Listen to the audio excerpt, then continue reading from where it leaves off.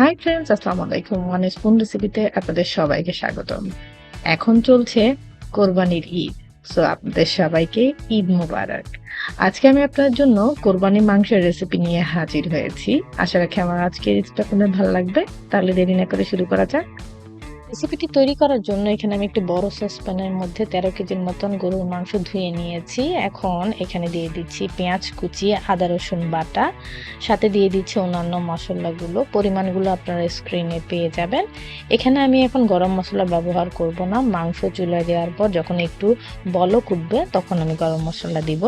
গরম মশলা ছাড়া অন্যান্য সকল জিনিস আমি এখানে মিশিয়ে দিচ্ছি। সাথে দিয়ে দিচ্ছি সরিষার তেল 1 কাপ এবং অলিভ অয়েল 2 কাপ। আপনারা যদি চান পুরোটাই সরিষার তেল দিয়ে তৈরি করতে পারেন, কিন্তু আমি এখানে অলিভ অয়েল ব্যবহার করছি। আসলে কোরবানির মাংসটা সরিষার তেল দিয়েই তৈরি করা হয় বেশিরভাগ সময়। এখন আমি একটা গ্লাভস পরে এটাকে খুব ভালো মতন মাখিয়ে নিব, যাতে প্রত্যেকটা মাংসের সাথে মশলাগুলো মিশে যায়। এবং এটাকে মাখিয়ে আমি 20 মিনিটের জন্য এক পাশে রেখে দিব।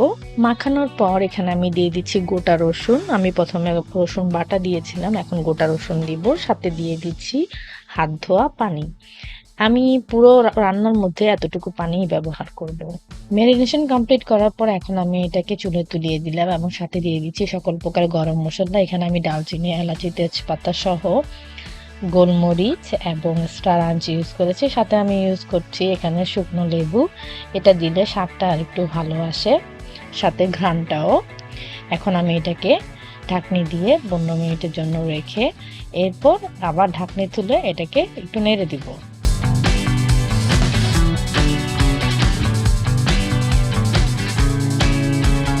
দেখুন এখন আমার বলক উঠে গেছে। এখন আমি এখানে গরম মশলাটা দিয়ে দিচ্ছি। এখানে আমি 2 চা চামচের মতন গরম মশলা ব্যবহার করেছি এবং এটাকে এখন খুব ভালো করে নেড়ে দিব, যাতে মশলাটা গোশতের সাথে মিশে যায়।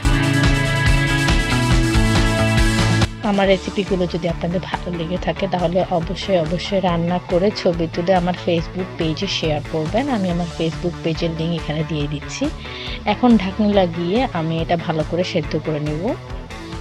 30 মিনিট পর ঢাকনি খুলে দেখুন, এখন আমি এখানে টমেটো টুকরো করে দিয়ে দিয়েছি। এখানে আমি 4টা টমেটোকে 4 টুকরো করে দিয়ে দিয়েছি। আপনারা আপনাদের প্রয়োজন অনুযায়ী কম বেশি করতে পারেন। এবং এখানে আমি দিয়ে দিচ্ছি কাঁচামরিচ।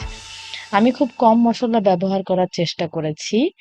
এখন আমি এখানে লেমন গ্রাস দিয়ে দিচ্ছি। লেমন গ্রাস দিয়ে দিলেও গোশতের একটা সুন্দর ঘ্রাণ আসে।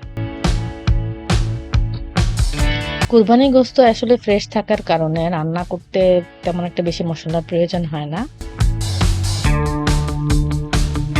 মাংসটি মোটামুটি সেদ্ধ হয়ে আসার পর এখন আমি এখানে দিয়ে দিচ্ছি ধনিয়া পাতা এবং পুদিনা পাতা কুচি দিয়ে ভালো মতন নেড়ে অপেক্ষা করব যতক্ষণ না আমার মাংস রান্নাটা না হয়।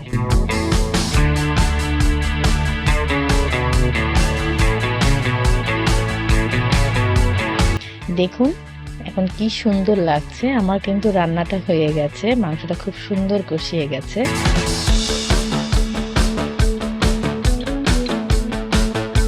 আমি সামনে থেকে আপনাদেরকে তুলে দেখাচ্ছি। দেখুন কালারটা কত সুন্দর এসেছে এবং দেখতে কত সুন্দর লাগছে।